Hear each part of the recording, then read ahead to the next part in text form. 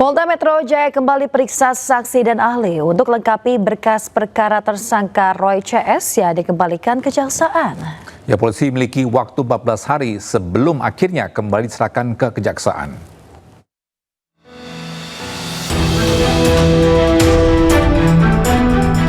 Polda Metro Jaya kembali periksa saksi dan ahli dalam kasus tudingan ijazah palsu dengan tersangka Roy Suryo CS.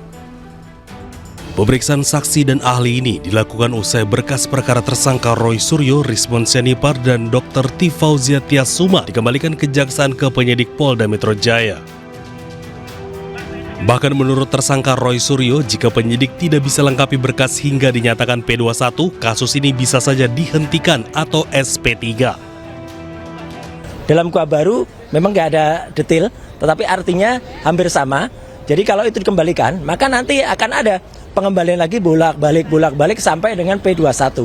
Dan memang harusnya bolak-balik itu tidak boleh selamanya bolak-balik. Memang nanti kalau kemudian jaksa peneliti atau kejaksaan itu melihat berkasnya ini tidak komplit atau tidak memenuhi syarat, ya bisa berhenti. Artinya selesai, artinya perkara tidak jadi naik, tidak jadi dilimpahkan tapi tidak bisa naik, dan akhirnya perkara harus di SP3 atau berhenti. Sebelumnya, kejaksaan kembalikan berkas perkara tersangka Roy CS karena dianggap belum penuhi syarat pidana dalam undang-undang. Penyidik memiliki waktu 14 hari untuk melengkapi berkas tersebut sebelum akhirnya dilimpahkan ke kejaksaan hingga akhirnya masuk persidangan. Dari Jakarta, Tim Liputan iNews melaporkan. Ya, secara eksekutif dalam program Rakyat Bersuara, Roy Suryo tersangka fitnah kasus ijazah mengatakan ijazah asli UGM memiliki watermark dan emboss yang jelas yang tidak ada di ijazah Jokowi. Sementara relawan Jokowi menyebut data penelitian yang dipakai Roy Suryo salah. Pertama kalinya saya tampilkan ini di eksklusif ini Bang Aiman. Enggak, ini eksklusif karena sebelumnya saya tutup. Ini saya buka. Lanjut. Ini milik almarhum Bambang Rudiharto. Oke, ini eksklusif pertama kali. Eksklusif pertama kali. Biasanya kita tutup. Bro, apa hubungannya dengan Jokowi itu? Nah, inilah ijazah yang asli. Asli itu apa? Ini loh watermarknya. Jelas. Ini ditampilkan oleh orang namanya Mas Rujito. Pak Rujito Al-Fatihah untuk Karkanda. Ya, Bambang Rudiharto. Karena beliau menampilkan ini di sidang CLS. Dan inilah ada watermarknya. Siapa nggak lihat watermark di situ? Oke. Watermark jelas, emboss jelas. Ini scan ya, ini scan. Emboss, scan. Ini hasil ini scanan scan ya? asli. Bahkan Anda dibaliknya mengatakan maksudnya scan, embossnya jelas. jelas. Dan kata seseorang yang tadi katanya pernah melihat di gelar perkara khusus itu, tangannya bisa nembus dari atas sampai belakang situ. Itu tangan yang panjang sekali. Kayak jarinya mak lampir itu ya. Embus. Intinya begini, di CLS kenapa penting? Karena di CLS sudah menampilkan contoh ijazah asli.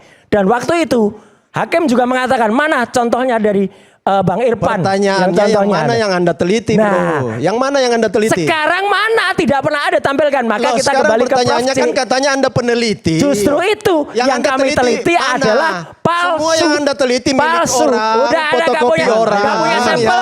Orang gak punya sampel, gak punya legal standing, ngomong aja. Yang ada di tangan Jokowi palsu. Sementara yang kamu teliti dari semua dari media. Saya gak usah nganggap itu, gak usah. Fotokopi, yang jelas orangnya ada. Ini punya orang diteliti. Sekali lagi ada kaitan itu. dengan asli Pak Jokowi punya. Tetap 99,9% Itulah yang saya katakan, Prof. Ya. Palsu. Ini distorsi penyimpangan yang seolah-olah katanya peneliti, tetapi abal-abal semua datanya. Doang. Gak ada isinya. Gak punya legal standing, gak punya data, bisanya cuma ngomong. Data asli ya. Anda meneliti kualitas termol tuh kayak gini nih. Anda meneliti kualitas termol tuh kayak gini nih. Ini kualitas termol kayaknya. Itu asli.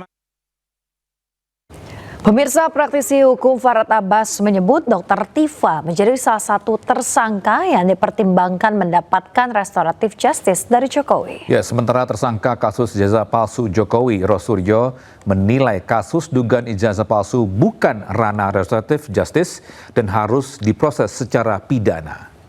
Karena dari tanggal 15 September, Bang Egy saya ada rekaman videonya, mereka mendamai. Saya punya video rekaman, Bang Egy Sujana memang mendamai. Nah, kemudian sekarang ada dua orang lagi. Yang satu ya memang saya katakan kemarin ya, tadi Bang Repri mengatakan bahwa ada klarifikasi. Saya nggak akan pernah menyebut nama di sini. Harusnya lawyer-lawyer ini ya atau teman-teman ini. Nggak, dua nama lagi kenapa? Dua nama lagi kenapa? Sebelum masuk ke sana, harusnya menghargai restoratif justice. Ini mereka ngejek-ngejek gitu. bagi saya restoratif justice itu adalah bagian dari proses puncak gitu. Makanya mungkin pengadilannya dari mereka kemungkinan bisa dihukum, tapi di pengadilan restoratif yang di luar daripada mediasi peradilan atau maupun perdamaian dilakukan, menurut saya itu memang harusnya kita dukung. Ini malah mereka mengejek-ngejek, padahal Pak Jokowi mempersilahkan silakan lanjut. Nah, bahkan ketika mereka tanya kira-kira siapa yang mau direstoratif lagi menurut Farhad Abbas? Di luar Egy Sujana dan Ya. Damar Lubis. Waktu itu Pak Jokowi bertanya seperti itu. Iya, bertanya seperti itu. Siapa yang mau RJ Bahkan lagi? Pak Jokowi menyebutkan apakah Dokter T. Dokter Tifa, oke saya sebutkan aja. Ya. Terus Atau saya katakan, Pak Jokowi menyampaikan itu. iya, 2 kali dia sebut nama itu. Apakah Dokter Tifa? Ya, saya nggak tahu ada apa di belakang itu. Ada yang kedua selain Dokter Tifa? Yang kedua saya bilang kalau bisa dimaafkan Rismond. Iya, Nggak apa? tahu nggak kamu? Ya, Gambar sebentar, stupanya saya siapa akan yang gambar? lanjutkan sebentar. Ini orang Yang ngaco jelas ini, Bapak orang udah ngaco pernah kayak terhukum. gini udah. Pernah dihukum pasal Terus-terusan. 6 ITE. Ini sebar Kemudian- hoax ini. Nggak akan dan- ada dan Dokter pura-pura Tifa sakit. dan respon itu Dan nggak pura-pura ada. sakit. Nggak ada, itu ngaco ini. Orang kayak Nggak gini akan ada bohong Mas Roy. ini. Nggak akan ada. Sebentar, Nggak sebentar. akan ada restoratif Saya justice akan- di antara nggak akan kita. Saya tidak menyinggung nama dia restoratif justice. Lah ya, Saya kalau mengatakan saya tidak nggak ada. mungkin. Oke. Beraninya nyerang orang Kemudian yang nggak hadir. mereka menunjukkan Ini rasa pengecut ketakutan ini. mereka Dokter dengan Rismond, cara Dokter Tifa nggak ada di sini melakukan diserang. ujian Serang saya uji coba. material ke Mahkamah Konstitusi. Serang saya. Mungkin Ayo. jika sudah tidak ada lagi Kacau. jalan, mungkin mereka Beraninya akan cuma cari sama dukun. mama ini. Mereka akan cari dukun yang bisa menghentikan perkara Ini ini. dukun lagi Saking nih, aduh stresnya gitu. pikirannya. Saking stresnya mereka mungkin akan cari dukun. Karena Aduh. melalui Mahkamah Konstitusi yang Kayak diprediksi gini akan ngaco banget ini. gagal dan kalah. Oke, kita balik. Ini Dan cuman- mereka dalam waktu dekat ini Nih tidak loh, menyadari Farhad tuh kayak gini bahwa loh. Nih, kayak tuyul P19 ini. itu akan membuat Nih, mereka tuyul semakin ini. ketakutan. Bagi saya itu Tuyul adalah ini. aba-aba atau tanda P19 agar kok polisi ketakutan dulu. Aduh. melengkapi, Ini orang nggak memperkuat, ngerti hukum ini. kemudian menahan mereka Alah, agar P19 kok ditahan? jaksa meyakinkan Belajar hukumnya untuk dari dilimpahkan mana kembali ini? lagi. Ini loh. Bisa, untuk P19 dilimpahkan itu ke- dikembalikan. Iya. Ke Aduh. Bentar, kejaksaan. Saya Ini mau tanya orang Anda. hukum nggak Bentar, ngerti hukum ini belajar hukum. Saya mau tanya Anda, Bang. Ya, kita ke informasi lain bisa Presiden Prabowo Subianto mengundang sejumlah organisasi masyarakat atau ormas berbasis Islam ke Istana Kepresidenan Jakarta. Prabowo mengundang sejumlah ormas untuk membahas keanggotaan Indonesia dalam Dewan Perdamaian atau Board of Peace dan implikasinya terhadap rakyat Palestina. Beberapa perwakilan ormas yang diundang diantaranya pengurus pusat Muhammadiyah, pengurus besar Nahdlatul Ulama, Majelis Ulama Indonesia, dan DPP Hidayatullah. Karena selama ini kan informasi belum resmi yang kita dapatkan. Sehingga kita sangat berkepentingan untuk mendengar secara langsung karena beliau yang lebih tahu apa yang menjadi dasar dan apa yang menjadi tujuan kenapa Indonesia bergabung di Board of Peace ini. Menyampaikan kita yang masalah lah. Kita pertama, kita sebagaimana di dalam Al-Quran, kita tidak boleh memperbudak umat manusia. Dalam Undang-Undang Dasar kita juga pembukanya menolak segala bentuk penjajahan, harus dihapuskan. Yang ketiga tentu tinggal strateginya, bahwa kita adalah membela kemerdekaan Palestina. Maka kita ingin mendengar penjelasan dari Pak Presiden mengapa Indonesia bergabung.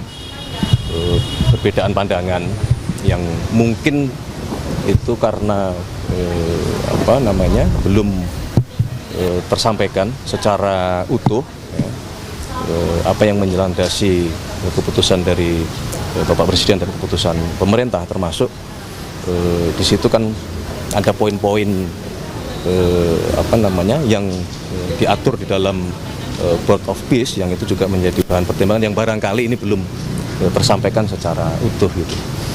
Nah, saya rasa forum siang hari ini juga bagian dari yang memungkinkan untuk Bapak Presiden nanti bisa jadi akan menyampaikan gitu, poin-poin tersebut dengan harapan ini semua bisa diterima dan dimengerti oleh semua pihak. Bisa Istana membantah kabar yang menyebut Presiden Prabowo Subianto menggunakan 2 pesawat saat berpergian ke luar negeri. Faktanya, Prabowo hanya menggunakan 1 pesawat kepresidenan. Sekretaris Kabinet Teddy Indrawijaya membantah kabar yang menyebut Presiden Prabowo menggunakan 2 pesawat kepresidenan saat melakukan kunjungan kerja ke luar negeri. Bahkan Teddy menjelaskan sebelum menjabat sebagai presiden, Prabowo Subianto menggunakan pesawat milik pribadi. Sementara di awal menjabat sebagai presiden, Prabowo menggunakan pesawat Boeing 737 milik TNI Angkatan Udara. Pesawat tersebut untuk mendukung logistik dan juga personel yang melekat pada presiden seperti protokol, pas pampres, tim kesehatan hingga wartawan. Dan apa yang dilakukan selama ini telah sesuai dengan aturan undang-undang yang berlaku. Ada yang tanya juga. Jadi ada yang menyampaikan dan menanyakan bahwa Pak Presiden kalau ke luar negeri itu sekarang menggunakan 2 pesawat kenegaraan. Oke, saya jawab nggak ada itu. Ya, itu tidak benar. Pak Presiden sejak sebelum menjabat sebagai presiden pun selalu menggunakan pesawat perusahaan milik pribadi beliau. Oke?